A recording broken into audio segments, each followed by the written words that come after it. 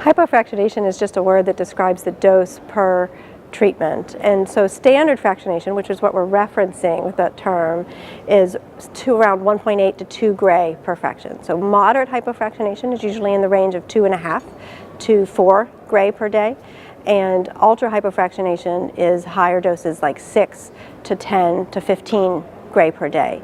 In prostate cancer, which is where we're using a lot of these hypofractionation techniques, there are multiple randomized phase 3 trials, non-inferiority trials, most of them, that show that moderate hypofractionation is no different than standard fractionation. So the developing standard of care is to move into that moderate. And the advantage for the patient is that they're now getting treatment in 4 to 5.5 weeks instead of 7 to 9.